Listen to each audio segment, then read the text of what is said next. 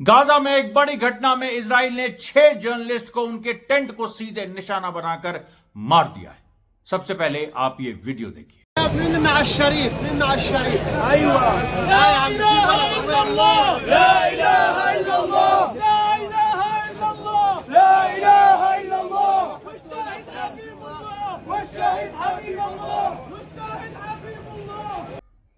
ये जो आपको तकबीर के नारे सुनाई पड़ रहे हैं, ये जो कांड हुआ है, ये इतना जघन्य कांड है कि मैं आपको क्या बताऊं, पूरी दुनिया थू थू कर रही है।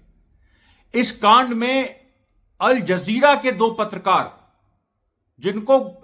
अल जजीरा के 2 पत्रकार उनको मार दिया गया और उनके साथ 4 और ये 6 पत्रकार अल शिफा जो मेडिकल कॉलेज है, जो मेडिकल हॉस्पिटल है नॉर्थ और सेंट्रल गाजा के बीच, उसके पास जर्नलिस्ट टेंट में रह रहे थे। यानी इजराइल को पता था कि ये जर्नलिस्ट है। इन 6 के नाम मैं बताऊं, अनस अल शरीफ और मोहम्मद करीका। अनस अल शरीफ, मोहम्मद करीका, ये दोनों बहुत मशहूर जर्नलिस्ट थे और दोनों अल जजीरा के लिए काम करते थे। उसके अलावा जो और 4 जर्नलिस्ट, इब्राहिम जाहिर, मोआमिन अलव्वा, मोहम्मद नौफाल और मोहम्मद अल खालिदी, ये चार और जर्नलिस्ट, मैं फिर से पढ़ रहा हूं, इब्राहिम जाहिर, मोआमिन अलव्वा, मोहम्मद नौफाल और मोहम्मद अल खालिदी, ये 4 और जर्नलिस्ट मारे गए। और सबसे इंपॉर्टेंट बात देखिए, इजराइल ने एक तरह से घोषणा की है कि वो अपना ग्राउंड इन्वेजन शुरू कर रहा है और वो पत्रकारों को ही मारा है उसने सबसे पहले ग्राउंड इन्वेजन में अपने। जो बहुत दिनों से बात हो रही है कि ग्राउंड इन्वेजन हो रहा है, जिसकी पोल पट्टी मैंने सारी खोल दिया, वो ग्राउंड इन्वेजन फर्जी है। लेकिन फिर भी आप देखिए, उन्होंने जर्नलिस्ट को मारा ताकि वो सच ना बता पाए कि इजराइल क्या करने जा रहा है।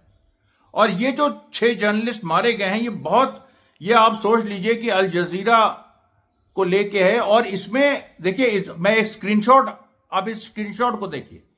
इजराइल सीधे कह रहा है, यह भी नहीं कह रहा है कि हमने गलती से मारा, हम कुछ और मार रहे थे, जो पहले बहाना मारता था। सीधे अब कह रहा है कि अनस अल शरीफ जैसा बड़ा पत्रकार हमास का आदमी था।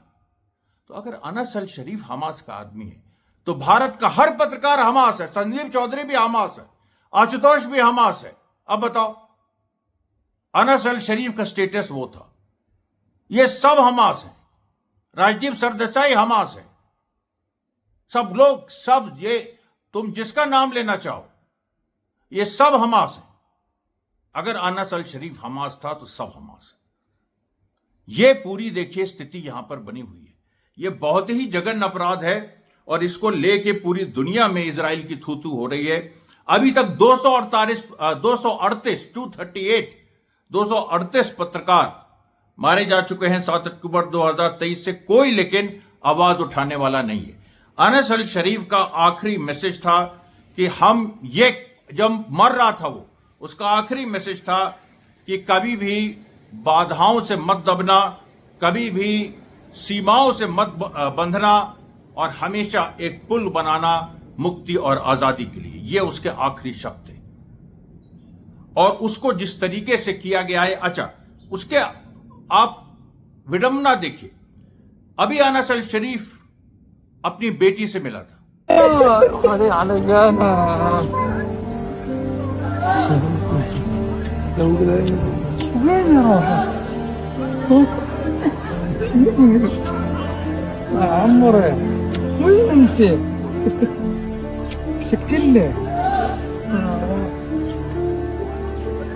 और ये वीडियो अनस अल शरीफ का अपनी बेटी से मिलते हुए, ये मोहम्मद करीका जो अल जजीरा का दूसरा जर्नलिस्ट, उसने फिल्म किया था। और अल करीका भी मारा गया, ये उसने फिल्म किया था। और मोहम्मद अल करीका अपने बेटे से मिला था। زين يا ابو زين، اسرع اسرع، ايوه من بين الركام، ولك اسرع من بين الركام، وردي علي. وين يا ابو زين؟ ايوه والله كبران ابنك. और मोहम्मद अल करीका के अपने बेटे से मिलने का यह वीडियो अनस अल शरीफ ने फिल्म किया था। देखिए, आप देखिए कितनी, कैसी विडंबना है, कितनी अफसोस की बात है। और हिंदुस्तान में जिस तरीके से परिस्थितियां फिलिस्तीन में जिस तरह से परिस्थितियां चल रही हैं, हिंदुस्तान भी बहुत दिनों तक दूर नहीं रह पाएगा। ये नजारे हिंदुस्तान में भी आएंगे। यही अमेरिका यही अमेरिका चाहता है, इजराइल चाहता है। इसीलिए ट्रंप का जो टैरिफ है, जिस तरीके से भारत पे वो दबाव डाल रहा है, बहुत बड़ा एक संकट है। ये छोटी सी शुरुआत है। इसमें भारत ये ना समझे, या भारत के नेता ये ना समझे कि ये बस गीदड़ भपकी है। पूरी दुनिया को फिर से रिकॉलोनाइज करने की कोशिश ये जो पुरानी कॉलोनियल पावर्स है कर रही हैं, और इसके सब के पीछे इंग्लैंड की MI6 है। हम लोग जानते हैं मोसाद CIA के पहले के पीछे MI6 है। इंग्लैंड कभी नहीं भूला है कि भारत उसकी कॉलोनी थी, और फिर से इंडिया को वो कॉलोनाइज करना चाहता है, इस बार अमेरिका और इजराइल के माध्यम से। ये बहुत बड़ी साजिश है। मेरी पार्टी राष्ट्रवादी किसान क्रांति दल और मंगल पांडे सेना अपने मैनिफेस्टो में इसको मुख्य मुद्दा बना चुकी है। अब आप देखिए जिस तरीके से पूरा सब ये कांड हुआ, इसमें हर जगह इसका जो कंडेमनेशन आ रहा है। अमेरिकन जर्नलिस्ट ने इसको कंडेम किया, ब्रिटिश जर्नलिस्ट ने किया, फ्रेंच जर्नलिस्ट ने किया, स्वीडिश जर्नलिस्ट ने किया, लेकिन अरब जर्नलिस्ट से जिस तरीके का एक बयान आना चाहिए था अभी तक नहीं आया है। अल जजीरा ने इस चीज को पूरी तरह से कंडेम किया। उन्होंने कहा है कि ये जो पूरी कोशिश है, इसको ये हम लोग को चुप कराने की, सच्चाई का मुंह दबाने की ये कोशिश है। जो गाजा के गवर्नमेंट ऑफिस है, जो कि हमास की इंटरनल गवर्नमेंट है, उसने कहा कि इससे बड़ा हॉरिफिक क्राइम नहीं हो सकता, और ये एक तरह का सिस्टमैटिक जो इजराइल एक जेनोसाइड कर रहा है उसी का हिस्सा है। उसके बाद ये जो फेडरेशन ऑफ जर्नलिस्ट है, और अब देखिए अरब जर्नलिस्ट यूनियन ने भी कहा है कि ये ह्यूमन राइट्स ऑर्गेनाइजेशन और इंटरनेशनल जो जर्नलिस्ट हैं उनको एक आंदोलन खड़ा करना चाहिए, इस तरीके से एक विश्वव्यापी आंदोलन, जिससे ऐसी चीजें ना हो। उसके बाद जो UN स्पेशल रैपोर्टर हैं on freedom of opinion and expression, उन्होंने कहा है कि Israel is trying to kill the truth. Israel जो है वो सच को मारना चाहता है, और जो भी जर्नलिस्ट एक्सपोज कर रहे हैं सच्चाई को, उनको वो मार रहा है। और इसने ये भी कहा कि जो 238 मारे गए हैं, ये इस बात का प्रूफ है। 238 7 अक्टूबर के बाद से। अल जजीरा मीडिया नेटवर्क ने कहा ये पूरी प्लान्ड किलिंग थी। अल जजीरा पे लगातार 7 अक्टूबर के बाद से हमले पे हमले हो रहे हैं। हमास ने कहा तो हम इसका बदला लेंगे, और हमास ने बदला तुरंत लिया है। 2 इजरायली सोल्जर्स को स्नाइपर फायर से मार गिराया है। उसमें से एक की मौत की संभावना है, एक घायल हुआ है मामूली, और एक बुरी तरह से घायल हुआ है। तुरंत इसके बाद हमास ने काउंटर फायरिंग की, तुरंत, और उसमें 2 इजरायली सोल्जर्स को मार गिराया है। आगे भी हमास इसका बदला लेगा। हमास हमेशा इस तैयार रहता है, बदला लेगा। और भारत में भी जो मैंने बताया कि जिन लोगों का मैंने नाम लिया, उनको भी कुछ होता है तो मंगल पांडे सेना उनका बदला लेगी।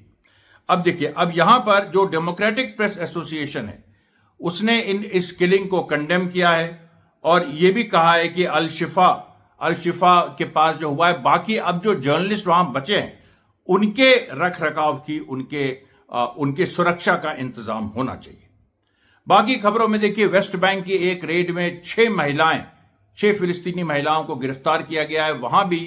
वहां के युवक बाहर निकल आए।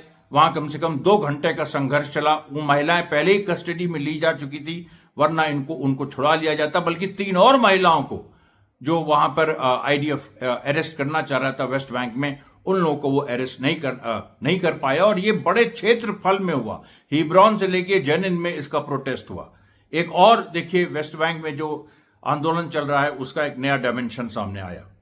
उसके बाद देखिए, लेबनान से लेके बड़ी खबर है। लेबनान में जिस तरीके से पूरा माहौल बन रहा है, और उसमें देखिए जो 6 लेबनीज आर्मी के सोल्जर्स मारे गए इजरायली अनएक्सप्लोडेड बॉम्ब्स के माध्यम से, उसके बारे में भी कुछ खबरें हैं। मैं आपको बताऊंगा कि वो सोल्जर्स जो हैं वो प्रो हिजबुल्ला थे, और इस घटना को जो एंटी हिजबुल्ला एक शक्ल दी जाने की कोशिश हो रही है, वो सफल नहीं होगी। अभी जो लेबनीज सरकार ने जो हिजबुल्ला के साथ जो धोखा किया है, वो ये किया है कि लेबनीज सरकार ने हिजबुल्ला से कहा था कि ये जो क्लॉज है रेजोल्यूशन 1701 में UNO के, कि हिजबुल्ला की लिटनी रिवर के साउथ में जो हथियार हैं, यानी हिजबुल्ला के हथियार हैं, उनको वो लेबनीज आर्मी में हिजबुल्ला मर्ज कर जाए। तो उसने कहा था कि तू अपने हथियार अभी शांत रखो, हम जो 1 और 2 क्लॉज हैं जिसमें इजराइल को विड्रॉ करना, वो हम लागू करा देंगे। तो हिजबुल्लाह चुप रहा। अब क्लॉज 1 और 2 इजराइल वो हिजबुल्ला जो लेबनान की सरकार है लागू नहीं करा पाई, और अब हिजबुल्लाह से कहा जा रहा है अपने हथियार दो। तो इसको लेके बहुत ज्यादा एक तलखी है, इसको लेके जबरदस्त तरीके से एक पूरा एक माहौल बन रहा है। 31 अगस्त तक एक तरह से अमेरिका ने डेडलाइन दी है लेबनीज सरकार, सोचिए अमेरिका डेडलाइन दे रहा है लेबनीज सरकार को कि अपने जो कि हिजबुल्लाह के हथियार ले लो। और इसको लेके हिजबुल्लाह ने कहा है कि लेबनीज सरकार अमेरिका की पिट्ठू, जिस दिन ये बात पता लग गई उस दिन पूरा लेबनान लेबनीज सरकार के विरोध में चला जाएगा।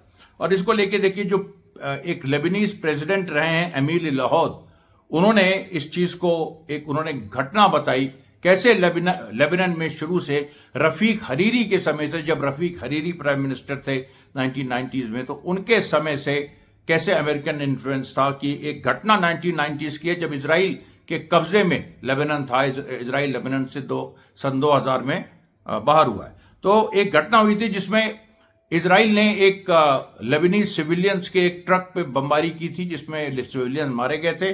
लेबनीज सोल्जर उसने इनको फोन किया, ये उस समय प्रेसिडेंट थे अमील लाहौद, और उनको कहा, एक कमांडर ने उनको कहा कि देखिए ऐसी ऐसी घटना होगी, हम क्या करें। तो उन्होंने कहा कि तुम्हारे पास क्या है? तो उसने कहा मेरे पास टैंक है। तो उन्होंने कहा टैंक से मारो इजरायलियों को। और उसके बाद जब वो गए, रफीक हरीरी प्राइम मिनिस्टर था, और रफीक हरीरी ने उनसे कहा ये तुम्हें नहीं करना चाहिए था। तो सोचिए आप, रफीक हरीरी जो है, जो वहां के सुन्नी फैक्शन को रिप्रेजेंट करता है, जैसे आज नफाफ सलाम है, ये इनकी गद्दारी का इतिहास रहा है बहुत ज्यादा। और ये लेबनान में ये आप देखिए तो पूरी तरीके से सब जगह फैला हुआ है। लेकिन इसके खिलाफ भी जो मोमेंटम बन रहा है वो भी बहुत इंपॉर्टेंट है। सीरिया में भी देखिए जो पूरी बात सामने आई है कि सीरिया में जो सुवेदा में कुछ मैसेकर्स हुए हैं, उसमें बहुत सारे सिविलियंस के मारे जाने की खबर अब आ रही है सामने, जो कुछ दिन पहले सुवेदा में हुआ था। और इसको इजराइल ने अल जुलानी की फोर्सेस को प्रश्रय देके वहां पर कत्लेआम कराया। अल जुलानी की ताकतों को प्रश्रय देके इजराइल ने वहां पर कत्लेआम कराया। और यह खबर भी आई है कि सीरिया की जो सो कॉल्ड सीरियन आर्मी है एचटीएस की, अल शरा और जुलानी के नेतृत्व में, वो कोई सेना नहीं है, ऐसी हायरार्किकल स्ट्रक्चर है जिसमें अल कायदा, अल नुसरा, आइसिस के लोग भरे हुए हैं। ज्यादातर उसमें सीरिया के बाहर के लोग हैं, और उन्होंने सैकड़ों उन्होंने जो इनोसेंट्स हैं उनका कत्लेआम किया है। उसके बाद देखिए हमास की पूरी तैयारी है, ये भी खबर आई है। जो अरब अफेयर्स के जो एनालिस्ट हैं बारूच यदीद, I24 चैनल है, उन्होंने कहा है कि हमास ने पूरी तरीके से तैयारी कर रखी है, एम्बुशेस तैयार हैं। जैसे ही इजरायली फौजें अंदर घुसेंगी तो बुरी तरीके से वो फंस जाएंगी।